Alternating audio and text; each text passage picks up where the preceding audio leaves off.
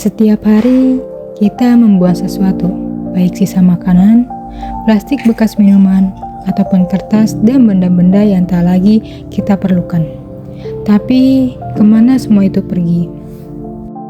Di balik kenyamanan hidup modern, tersembunyi sebuah krisis yang menggunung secara harfiah. Inilah wajah lain dari kota kita, tumpukan sampah yang terus tumbuh tanpa henti. Dulunya TPST ini, tempat sampah piungan ini, dulunya ini sebagai pemukiman penduduk dan persawahan, ya.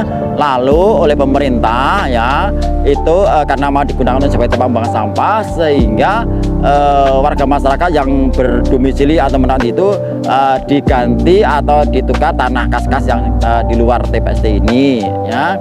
Dan sawah-sawah yang juga ada di sini juga diganti di tanah kas yang lain. Menurut data Indonesia menghasilkan lebih dari 60 juta ton sampah setiap tahun.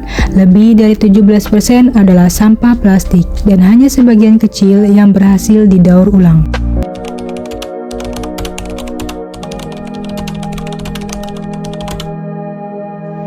Sampah yang terus meningkat jumlahnya hingga mencapai titik yang membahayakan merupakan salah satu permasalahan lingkungan yang paling mendesak saat ini.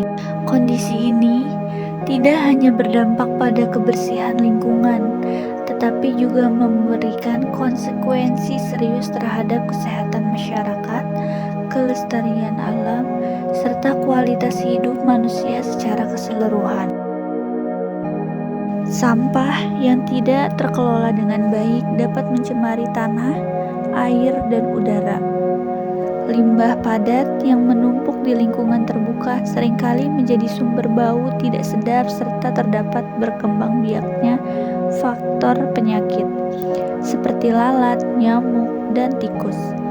Hal ini meningkatkan risiko penyebaran berbagai penyakit termasuk diare, demam berdarah, hingga infeksi saluran pernafasan.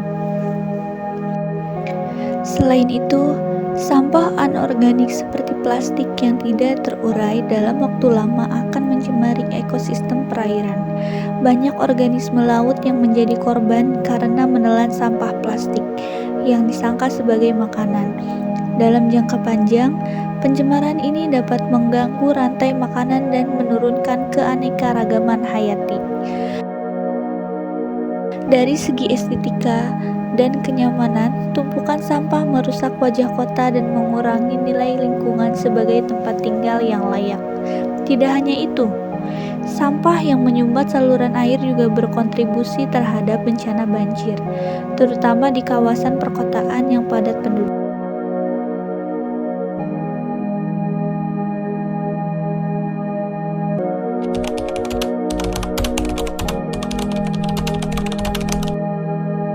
Permasalahan ini perlu upaya kolaboratif dari berbagai pihak, baik pemerintah, masyarakat, maupun sektor swasta. Langkah awal yang dapat dilakukan adalah menerapkan prinsip 3R, residu, reuse, dan recycle. Residu ini berarti mengurangi penggunaan barang sekali pakai, khususnya yang berbahan dasar plastik. Hal ini dapat dimulai dari kebiasaan sehari-hari seperti membawa tas belanja sendiri, menggunakan wadah makanan yang dapat digunakan berulang kali.